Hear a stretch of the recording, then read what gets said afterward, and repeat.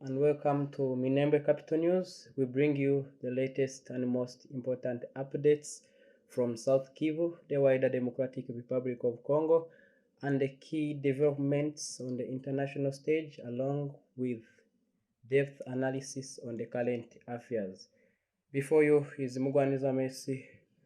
Welcome you. Today we focus particularly on the security situation in eastern DRC, where continued clashes are being reported in the Fizi territory and the resulting impact onto the civilians. We also aim to provide clear, structured, and analytical reporting on political, security, and international developments, including the reports. Before are the key headlines of today. The ongoing clashes in Rwitsankuku reported artillery fire in the Point Zero area, civilian displacement due to insecurity, conflicting reports regarding the control of Ngezi, Mugisirita, and Rwitsankuku.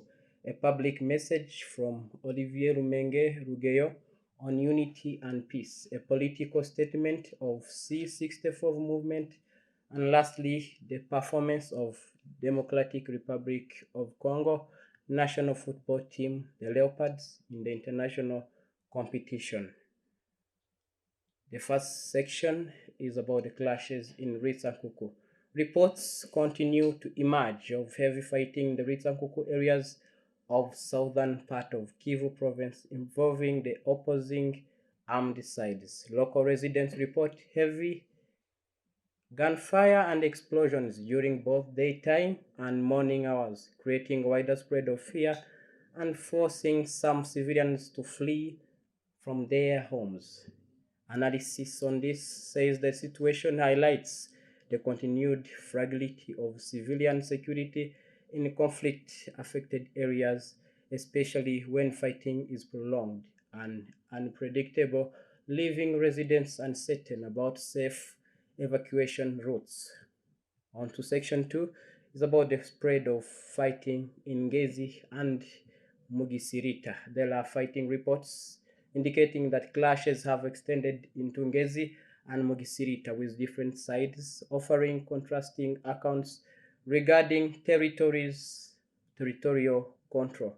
Residents report prolonged gunfire and explosions with significant consequences of civilian life. Some sources claim that MRDP Twirwaneho forces have expanded their control over certain areas, while other reports suggest that government forces and allied groups are recognizing positions. On this, the presence of conflicting battlefield information reflects the difficulty of verifying real-time developments in an active zone conflict fight, where narratives from opposing sides often diverge significantly. On the section 3 about the Point Zero and civilian impact. In the Point Zero area, artillery sharing has reportedly landed near positions associated with government forces and their partners. Residents describe repeated loud explosions, prompting further displacements due to fear and insecurity. On this, the analysis says that it demonstrates the direct humanitarian impact of armed conflict in populated or nearby civilian areas, particularly in terms of forced displacement and physiological distress. Under Section 4, the shifting control of territories, reports continue to indicate fluctuating control over Ngezi, Mugisirita, and Rwitsankuku, with positions reported changing over time, while some sources claim that MRDP Twirwaneho currently holds control over these areas. These claims remain unverified by independent observers. However, some reports suggest these areas are currently under their influence. On the analysis on this, such developments illustrate the fluid and uncertain nature of territorial control in active conflict zones, where verification is often delayed or incomplete due to limited access and ongoing hostilities. On section 5 about the statement of Olivier Rugeyo, In a public message, he stated that lasting peace in the Democratic Republic of Congo will not come from external actors, but must be built by Congolese citizens themselves through unity. He called on citizens to prioritize unity, reconciliation, and cooperation.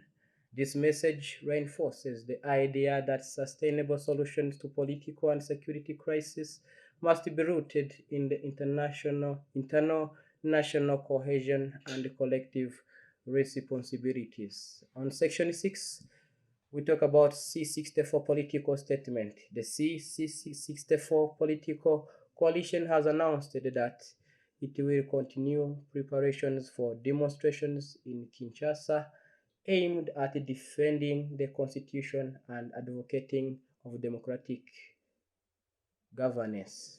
Analysis on this says that it reflects ongoing political tension in the Democratic Republic of Congo, where opposition groups continue to seek visibility and influence through political mobilization and public demonstrations. When we go to section 7, it's about sports.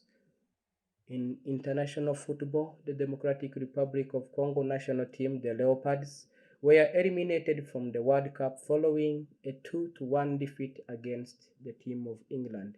Despite the loss, the Leopards delivered a competitive performance, scoring an early goal and maintaining strong pressure throughout the parts of the match. The performance reflects continued progress in Congolese football, even if results are at the highest level remain consistent. As we conclude, today's bullet has focused on ongoing insecurity in Eastern Democratic Republic of Congo, particularly in the Fizi region, where clashes continue to affect civilian populations. We have also highlighted on the political environment, which remains tense, as well as the broader humanitarian and security implications of the conflict. Thank you for watching Minembwe Capital News. We will return with more updates in our next bulletin. A good evening and stay informed. Thank you.